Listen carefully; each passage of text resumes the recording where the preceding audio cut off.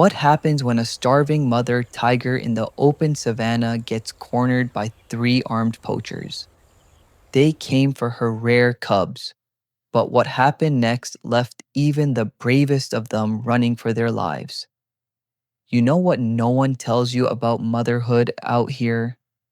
It's violent. Not the giving birth part. I mean, yeah, that's no picnic. But I'm talking about what happens after. When the world sniffs weakness and decides to tear into you like a 3-day old carcass. It started just before dawn. The savannah was dead silent, like even the hyenas were holding their breath. I was tucked beneath a half collapsed termite mound, belly heaving, muscles screaming, fur soaked from hours of labor. And then it happened.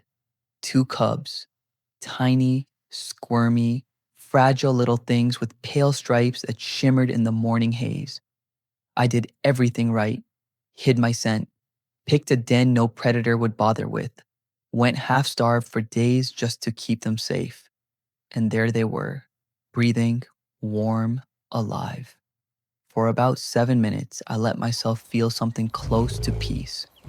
Then came them, boots, voices, guns. I smelled them before I saw them. You don't forget the scent of men who move like they own the planet. Gasoline, sweat, iron, and that sharp, greedy stench of entitlement. Three of them, not lost hikers or researchers. These were the ones who hunt for trophies, not food. The ones who don't ask if an animal's endangered, only if it'll look good on a wall. Fresh prints, one of them said. She's close, must have just dropped 'em. No better time to hit her. Hit me, like I was some target in a video game. I froze. My ears flicked. I counted steps, breaths, threats. My cubs whimpered, still blind, still unaware they were now worth more dead than alive. I should have run. Any other day, I would have, but something ancient in me locked my spine in place. They got closer. The light from their flashlights cut through the grass like blades. One of them, big, loud, tripped over a root and cursed. Another swung his rifle too close to the ground. Amateurs, dangerous ones. And me? I rose, not with a roar, not with fury, just quiet, slow, deliberate rage, the kind that makes smart men freeze and dumb men fire too early. The tall one spotted me, stumbled backward. There she is, he barked, his voice cracked. Good. She's guarding something, the second said. No kidding, the third muttered. Bet those cubs are in the den. My heart pounded. My body was shaking from blood loss and exhaustion, but I didn't move. I just stood there, all bone, muscle, and fire, blocking their path like the whole damn savannah was mine. And it was.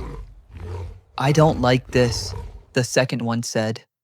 She won't charge, she's too weak, the leader snapped. You think being weak stops a mother? I growled low, real low, the kind of sound that makes the grass shiver. They raised their guns. I lowered my head, and for a second, time didn't exist. It was just me, them, and the burning question no one asked out loud. Who's about to make the worst mistake of their life? What happened next flipped everything upside down. Trust me, you do not want to miss how far this goes. You want to know the real difference between a predator and a parasite? A predator kills to live. A parasite kills because it's bored. And the three standing in front of my den? Parasites through and through. They moved like they owned the place, stepping over bones, flattening tall grass, laughing like they were on some twisted camping trip.